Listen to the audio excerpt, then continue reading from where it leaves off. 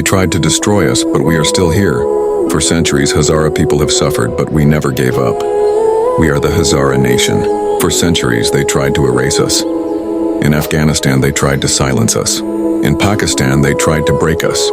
Our people were beaten, killed, and pushed to the edge. Long ago, in the central mountains of Afghanistan, there lived a proud and hardworking people called the Hazara. Their home was the land known as Hazarajat. For centuries, they lived in the valleys and villages, farming the soil, herding their animals, building homes, and raising their children with values of honesty, respect, and unity.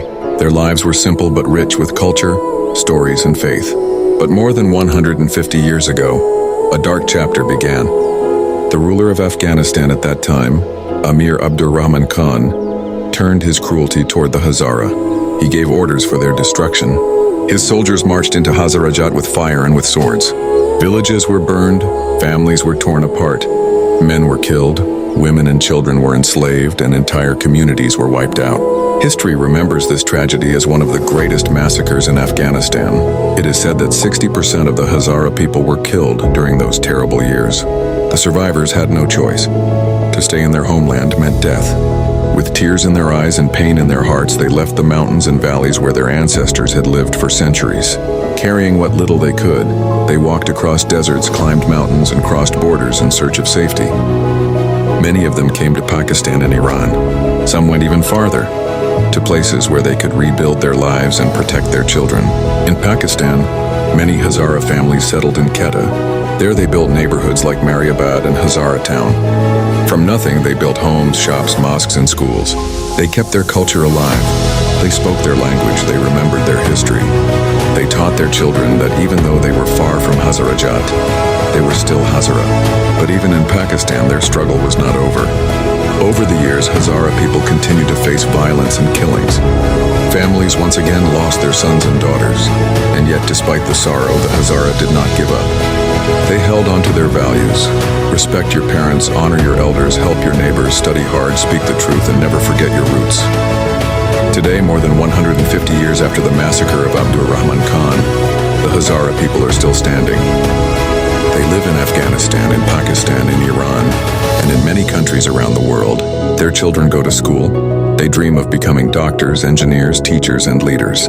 They carry with them the history of suffering, but also the strength of survival. The story of the Hazara people is not only a story of pain, it is also a story of courage, unity, and hope. It is the story of a nation that refused to disappear, even when the world tried to erase them. It is the story of a people who believe in knowledge and respect, in halal and haram, in kindness and honesty. And so to every Hazara child who hears this story, remember who you are. Remember the struggles of your ancestors. Remember the sacrifices that were made so you could live. Carry the values of respect, education, and unity with you, and build a future that is brighter than the past. This is the story of the Hazara people, a story of tragedy, but also a story of survival, a story of sorrow, but also a story of hope, a story that must never be forgotten. When did Amir Abdurrahman Khan target the Hazara? The mass campaigns began in the early 1890s, following repeated Hazara revolts.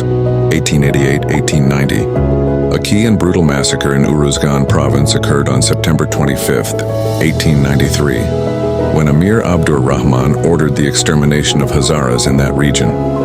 By the mid-1890s, it's estimated that 62% of the Hazara population were killed, enslaved, or displaced through this genocidal campaign.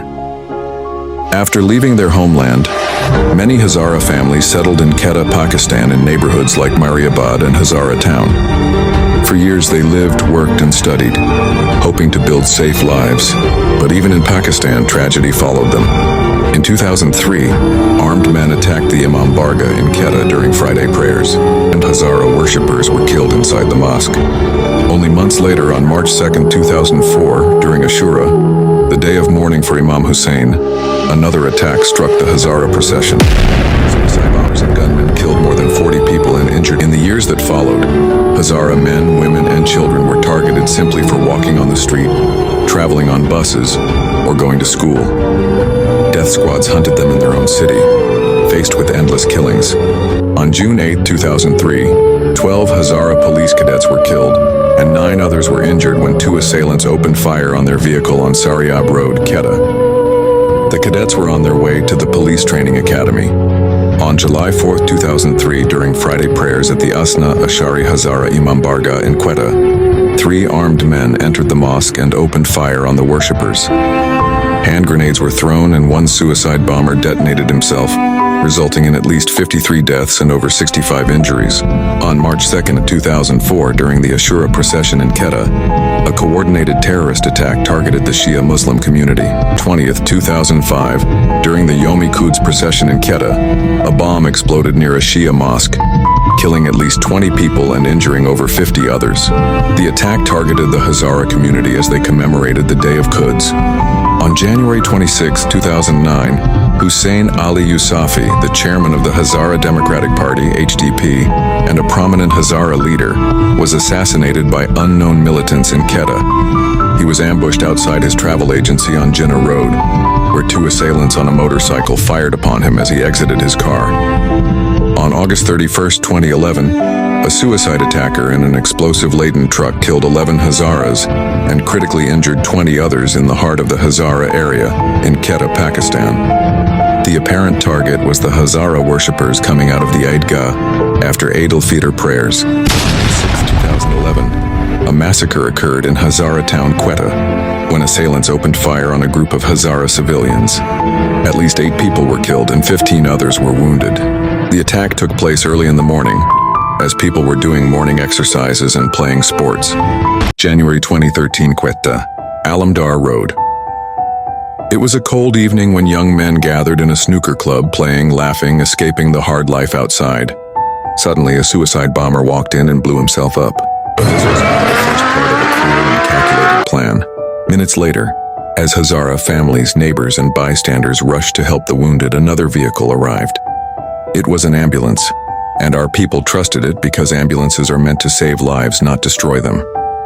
But this ambulance was stolen, filled with explosives. It detonated in the middle of the crowd, ripping through rescuers and survivors alike. Mothers, fathers, sons, brothers, all gone in seconds. On February 16, 2013, a bomb hidden in a water tanker exploded in a busy market in Hazara town, Quetta. The blast occurred around 6 p.m. local time, killing at least 79 people and injuring 180 others. Most of the victims were members of the predominantly Shia Hazara community. Between 2011 and 2013, numerous targeted killings occurred in Quetta, with assailants opening fire on Hazara civilians. These attacks resulted in the deaths of several individuals and left many others injured. The perpetrators were often unidentified, and the attacks were believed to be sectarian in nature. In May 2018, a group of Hazara miners working in the Mash coalfields, located in Balochistan province, were ambushed by gunmen. At least 10 miners were killed and several others were injured. The attackers targeted the workers as they were returning from their shift. These incidents represent a fraction of the ongoing persecution faced by the Hazara community in Quetta. The attacks have led to widespread fear and displacement among the Hazara people, yet they continue to demonstrate resilience and a commitment to their cultural and religious identity. Faced with endless killings, Hazara families again were forced to move. Some fled quietly across borders, from Quetta's Mariabad, Barori, and Hazara town. Families migrated to Europe and to Australia. In the last 25 years, thousands of Hazara refugees have made new lives in Australia. They came with little, but through hard work and unity, they succeeded. Many Hazara Australians now own businesses, study in universities, and build strong communities. Out of every 100, dozens have become successful entrepreneurs, even millionaires, because of their intelligence and determination. Australia became a place of safety and dignity, where Hazara children could dream again.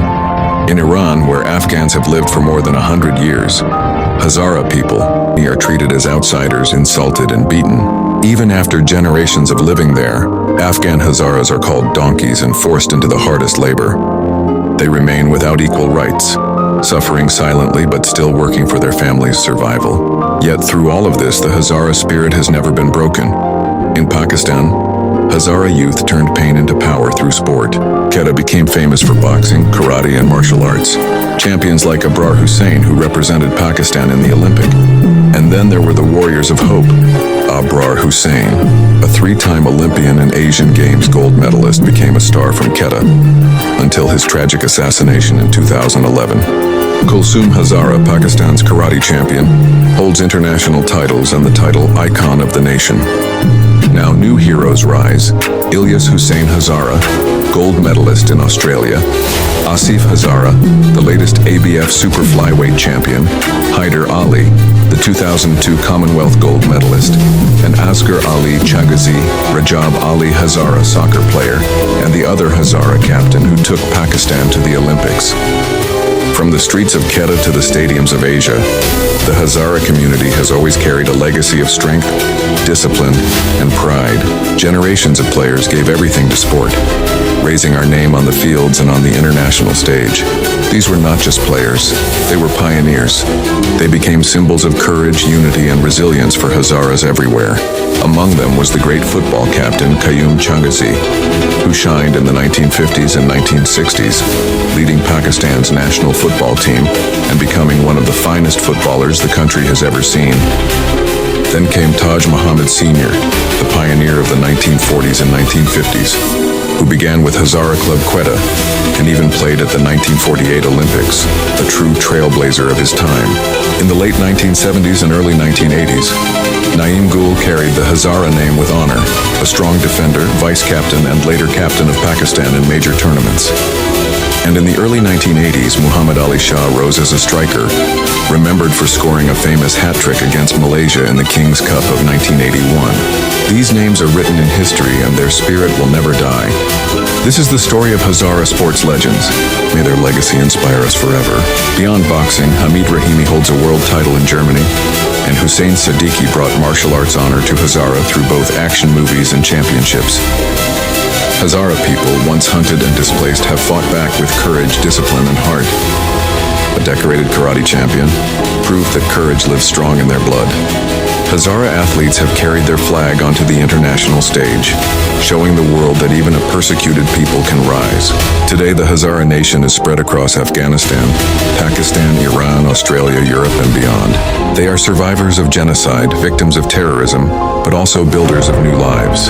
They teach their children respect, honesty, education, and faith. They remind them of halal and haram, right and wrong. And they continue to say, knowledge is light, unity is strength, and respect is survival. Storytelling and writing by Johar Ali Hazara. It took me a long time to create this story about my culture, my nation, and my religion. A special thanks to CapCut for making this possible. For more stories of courage and hope, subscribe to Daily Soul Drop on YouTube. Connect with me on Facebook, Johar Ali Hazara. I thank you for watching and remembering the sacrifices of our Hazara brothers and sisters. In the next chapter, we will tell the story of the great Hazara leader Abdullah Ali Mazari, the only true leader our community has ever had. Stay tuned to honor his courage, vision, and legacy.